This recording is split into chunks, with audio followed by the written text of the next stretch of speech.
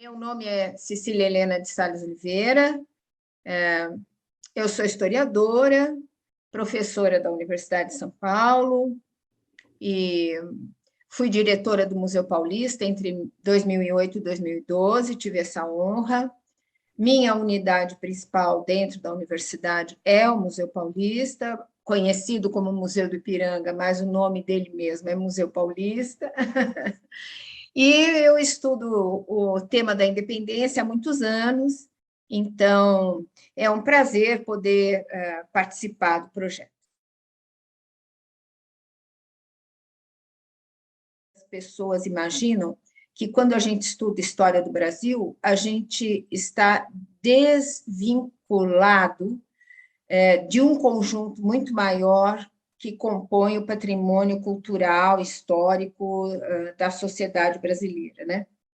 É muito difícil estudar a história da independência fora da dimensão maior desse patrimônio cultural que foi sendo construído desde o momento mesmo em que a independência foi declarada, né? Então, a gente tem que pensar que, por vários caminhos, né? O próprio governo do Dom Pedro I foi criando fundamentos a partir dos quais os patrimônios seriam reconhecidos. Inicialmente eram patrimônios textuais, seja nos decretos, seja nas primeiras histórias da independência, mas ao longo do século XIX foram sendo construídos inúmeros elementos que compõem esse patrimônio cultural da independência, a começar pelas pinturas históricas,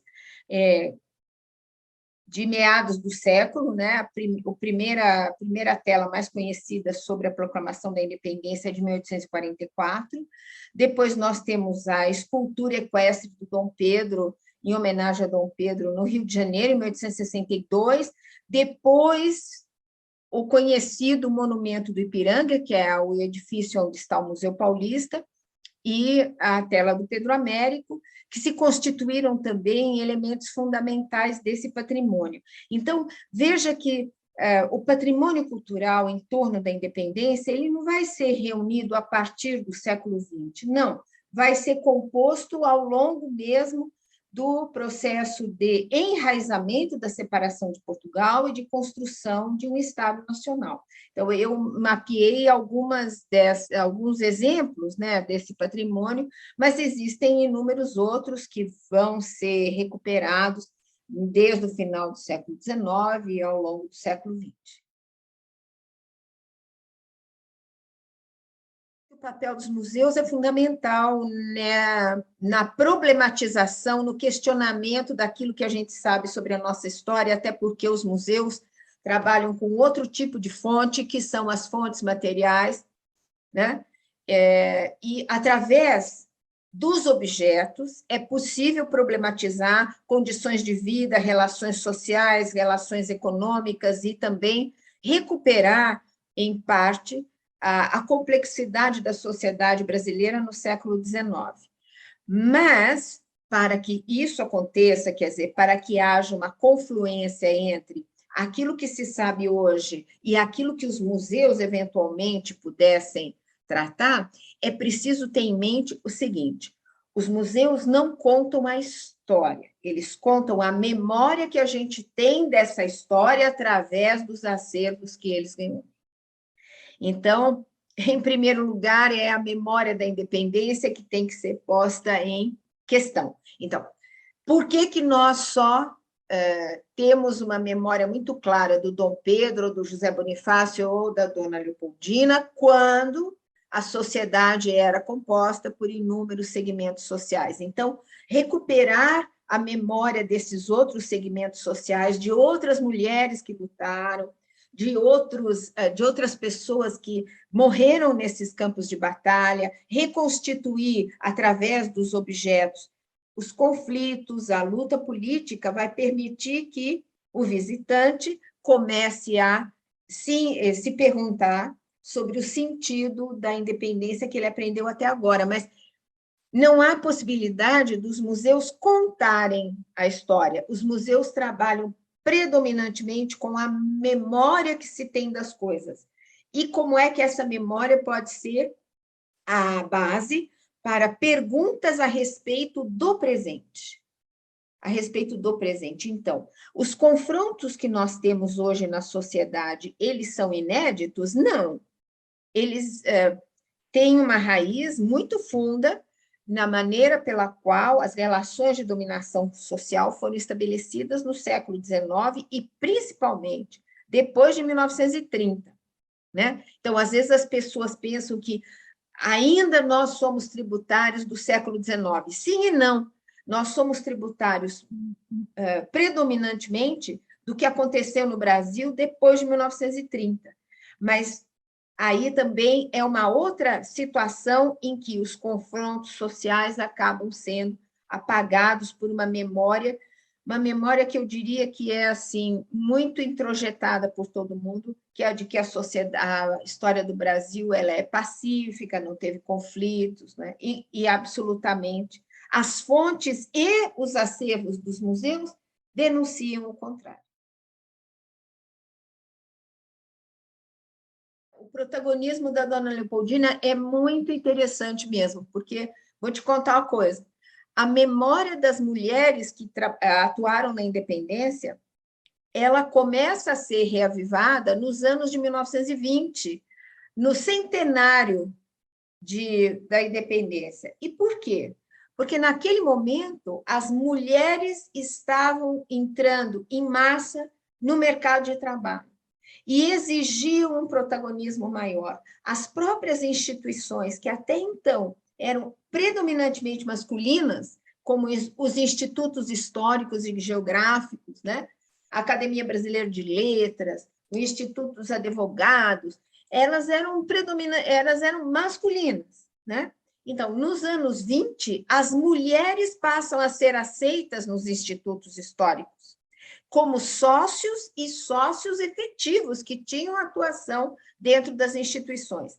E é neste momento que as figuras femininas que atuaram na independência aparecem. No caso da Bahia, principalmente, foi a Sora Angélica, que é aquela freira que morreu às portas do convento da Lapa, tentando, né, impedir que as tropas portuguesas entrassem. É a Maria Quitéria, né? Eu estou falando das duas, porque as duas fazem parte do acervo do Museu Paulista, como retratos e tudo, né? É a importância dada a uma viajante inglesa como a Maria Graham, cuja obra não tinha sido investigada, mas que nos anos 20 começa a ser investigada junto com outros viajantes, entende? E aí também surge a figura da Dona Leopoldina. Então, é interessante isso, porque se você olhar bem, é nos anos 20 que ela emerge com mais clareza. E é muito curioso que, nesse mesmo período, o governo da República do Brasil suspenda o decreto de banimento da família imperial, convide a família imperial a voltar para o Brasil, os restos mortais de Dom Pedro II e da imperatriz Teresa Cristina voltam em 1921 e são enterrados com honras de chefe de Estado, e é nesse momento que também a figura da princesa Isabel, que morreu em 1821, e dos outros membros da família imperial comecem a receber os holofotes. Só que tem uma coisa, a princesa Leopoldina, os holofotes vão sobre ela, no caso do Museu Paulista, muito na figura maternal dela, ela com os filhos, a mãe Dom Pedro II. Né? Mas existem outras representações, como a famosa tela da Georgina Albuquerque, em que a Dona Leopoldina está à frente do Conselho de Estado, com os ministros e tal, em que ela aparece como uma liderança política, não é, que representa o marido que está em viagem a São Paulo. Então, é curioso isso, porque as mulheres nunca aparecem na sua integralidade. Ou elas são mães, ou então elas estão ocupando um cargo, ou então elas não estão em lugar nenhum, porque elas saem de cena, né? No entanto, é muito importante compreender que, ao longo do século XIX, desde o final do XVIII, mas ao longo do século XIX, as mulheres não foram inteiramente reclusas. Isso é um mito também, né?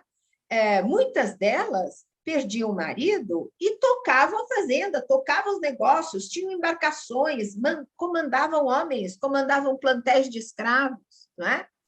Outras eram trabalhadoras, quer dizer, eram produtoras de pequenas e médias propriedades. É o caso da Maria Quitéria. Maria Quitéria vinha de uma família de pequenos proprietários do recôncavo da Bahia. Depois das guerras de independência, ela casou, teve filhos, e ela continuou atuando como lavradora, como pequena proprietária, como pequena produtora.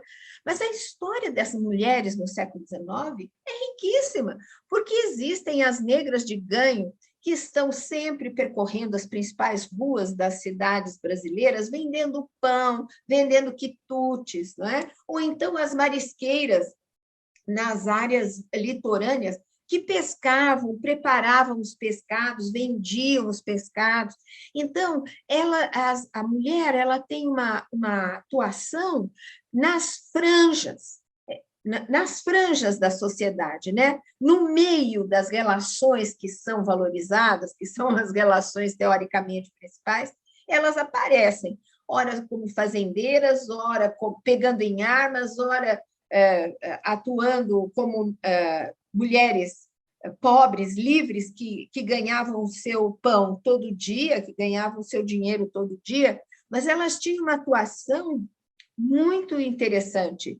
E muitas delas atuavam, elas não atuavam politicamente de uma forma aberta, porque as mulheres estavam proibidas de votar, mas elas tinham uma atuação política muito interessante. Por exemplo, Dona Leopoldina, durante o período em que ela foi imperatriz, em 1822, ela recebeu 2 grandes manifestos de mulheres. Mulheres escreveram esses manifestos e encaminharam a ela, falando sobre a importância da presença do Dom Pedro, da importância da presença dela, e elogiando a atuação do marido e dela. Então, eram mulheres que sabiam ler e escrever, que se reuniam, que assinavam manifestos. Então, você veja que há uma dimensão que nós desconhecemos.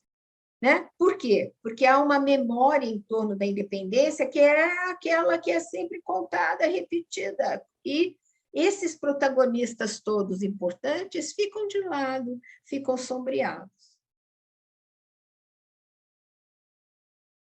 Se você consultar as redes sociais, você vai ver de tudo. Você encontra hoje um elenco muito grande de alternativas, todos falando sobre a mesma memória, mas com sentidos completamente diferentes. E o que também eu percebi de uma forma bastante grande é uma presença dos monarquistas nas redes sociais, atuando favoravelmente àquela imagem tradicional do Dom Pedro e da Dona Leopoldina e da Princesa Isabel, e criando a imagem de que o Império foi um período áureo, um período magnífico para o país. Não, vamos com muita calma. Vamos com muita calma. O processo de construção do Império foi muito difícil e as relações de dominação eram muito violentas enfim, era uma sociedade muito dividida, que foi se tornando cada vez mais dividida, né? Cada vez, à medida em que o tempo foi passando, as relações escravistas elas se tornaram mais preconceituosas e os preconceitos de raça e cor se agravaram ao invés de desfazer. É muito interessante o processo de história do Brasil. No período da independência, a participação masculina era imensa, né? Então, todos os jovens acima de 20 anos podiam votar, as condições para o voto eram censitárias, mas era uma forma muito suave de divisão, mas, à medida que o século vai chegando ao fim, a quantidade de gente que participava do processo político diminuiu, a sociedade se enrijeceu do ponto de vista dos preconceitos e das classes sociais, e o preconceito de raça e de cor só fez aumentar. Então, a sociedade não caminhou para uma abertura, ela caminhou para um fechamento, que é quando acontece a proclamação da República. E quando se pensa que a República virou uma democracia. Não.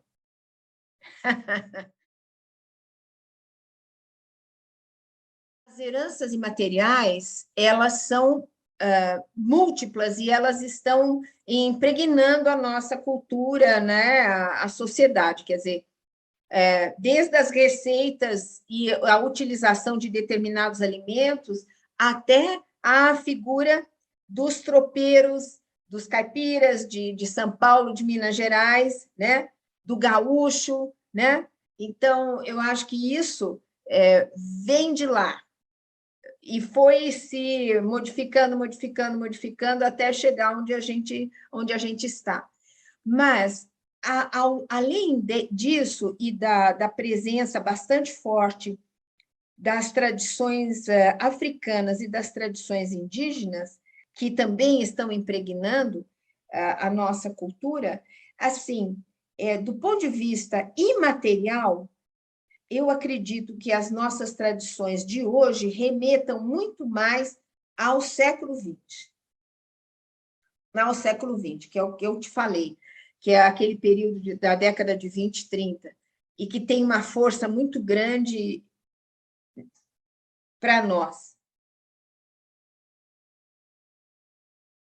No momento da independência, São Paulo não tinha nada a ver com hoje, né? Primeiro que o território era muito maior. Bom, primeiro que não havia fronteiras estabelecidas entre as várias províncias que compunham o Brasil. Segundo, essas províncias, cada uma delas tinha uma certa autonomia que vinha do final do período colonial. Então, havia conversas, mas eram conversas de negócios e de circulação de mercadorias e circulação de gente, mais do que um compartilhamento político, né? Então, no momento da independência, nós podemos dizer o seguinte, que havia no norte um bloco de províncias que eram muito próximas, né? Que era o Grão-Pará, era Rio Negro, que hoje seria uma parte do Amazonas, o Grão-Pará, o Maranhão, formavam um conjunto bastante coeso do ponto de vista da atuação no campo econômico, das exportações, dos vínculos com Portugal e também com um predomínio muito grande de uma população indígena bastante ativa, né? Havia um outro bloco formado pelo Ceará, pela Paraíba, Rio Grande do Norte e Pernambuco, que a matriz ali era Pernambuco, que é uma das principais províncias do período. Tinha a Bahia, aí Rio de Janeiro, São Paulo e Minas formavam um bloco muito articulado politicamente, muito articulado economicamente, e foram essas 3 províncias que deram a base de sustentação para a separação, né? E o Sul, o extremo Sul, que na época da independência envolvia o que hoje nós chamamos Rio Grande do Sul, mas era Rio Grande de São Pedro, e toda a região de Montevidéu e do Rio da Prata, que era a província Cisplatina, que fazia parte do território do Brasil. São Paulo era considerada uma das províncias mais importantes do ponto de vista do apoio ao Rio de Janeiro e ao governo de Dom Pedro, não apenas pela força militar, mas particularmente pela pujança na produção de café e na produção de gêneros de abastecimento que alimentava a corte do Rio de Janeiro, e tinha uma ligação familiar e de parentesco muito grande com gente do Rio de Janeiro e regente de Minas Gerais. Então, as 3 províncias, elas formavam uma articulação em torno da produção para o mercado interno produção de exportação e apoio político à Corte do Rio de Janeiro, que era onde eles tinham as suas bases, né, vamos dizer assim. Então, São Paulo teve uma atuação muito importante, sim. Não foi à toa que Dom Pedro veio para São Paulo, porque se São Paulo se desgarrasse do projeto da separação e da organização de uma monarquia, dificilmente Dom Pedro conseguiria declarar a separação e manter-se no poder, porque São Paulo era fundamental do ponto de vista do apoio econômico, militar, político. Conhecer melhor a história do Brasil, porque a história do Brasil é muito bonita, apesar de ser muito violenta, apesar de ser muito dramática, mas a nossa história não deve nada a nenhuma história, porque cada qual tem o seu percurso específico, não é? Então, mas a gente tem que valorizar a história da gente e aprender com ela. Se tem uma coisa que é interessante, é que a gente pode aprender com o passado.